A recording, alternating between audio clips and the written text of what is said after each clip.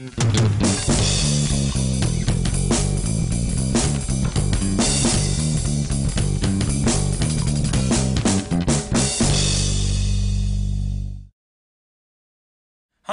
and welcome to GENO'S Picks. I know, happy Saturday. Now, I know a lot of you are used to getting NCAA picks, but people, it's championship week, and the games change and seeds change, and I can't get you the matchups and everything in time, so let's just do a little NBA this week. 3 games, they all start like at 7 o'clock or later, so you got plenty of time to get your bets in, right? And I know, you're pretty excited because Daddy went 3-0 last week with his NCAA picks, so you can't wait to get on this, right? But first, you know what really grinds my gears? Anyone that's not following my new Monday video, Geno Sports Wrap. Guys, it's all the fun of Geno's picks without the gambling line. Just a nice little rehash of everything in sports. Last week we talked baseball, NCAA, NFL. So get on it, people. It's still on there. Follow me at the tweets and get right to it, okay? But now, let's get to the picks. My first pick, people, the Pacers are going to Miami to play the Heat, where the Heat are giving them 9. People, look, the Heat are giving 9 to the Pacers. Heat's cooled off a lot lately, wouldn't you say? And they're getting back to their old tricks at the end. LeBron's not winning it. They don't know what they're doing. And let's be honest, people, the Pacers are the kind of team that can give the Heat fits because they have a starting 5 that spread the ball around. Danny Granger leads the team with 18.1 points per game. But look at these guys like Collison, George, David West, Roy Hibbert. They all average 11 and 12 points a game. Why? Because a team like the Pacers spread the ball around and they can keep it close. And close games are what have perennially, and by perennially I mean the past year and a half, given this dream team threesome fits in Miami because they still don't know how to handle close games at the end. Watching the end of a climactic game with Bosh, Wade, and LeBron is like watching the climax of a threesome. Either way, you're looking at 2 people completely self-absorbed, while the third one stands around and wonders if he's even supposed to be shooting. Right, and what happens? All 3 are left dribbling unhappily. People, I think the Heat win this game, but they don't take it by 9. Take the Pacers and the 9.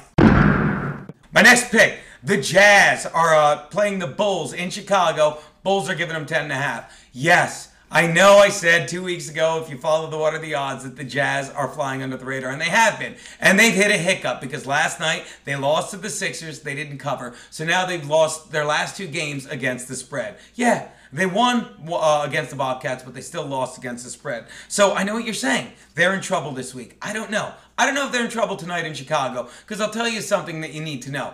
Derrick Rose, I did say this as well, is not completely healed from those back spasms. In fact, if you look at his stats the last 10 games, take a swallow of this. His field goal percentage is up 2%. From 40 to 42.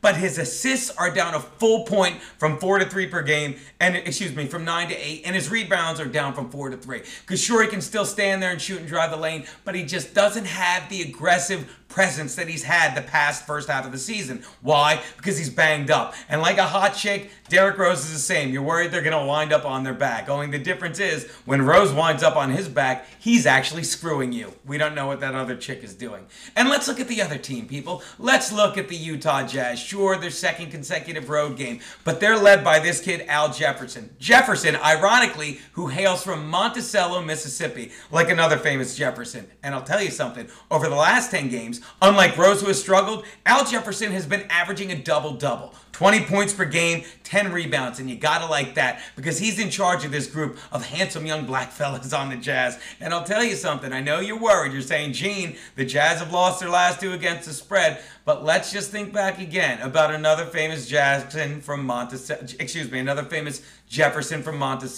Sure, he may screw a couple black guys every now and then, but they're still behind him to the bitter end. People, I like the Jazz here, not to win, but to lose by 10 or less.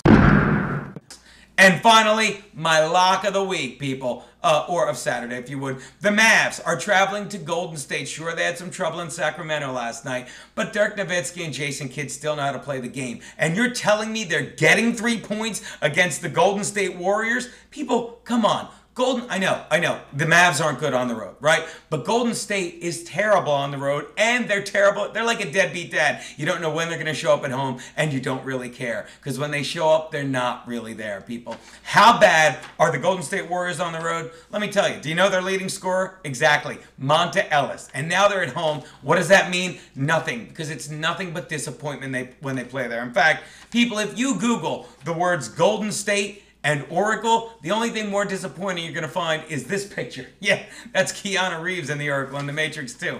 Either way, bitter disappointment. People, take the Mavs and the 3. Those are Geno's picks.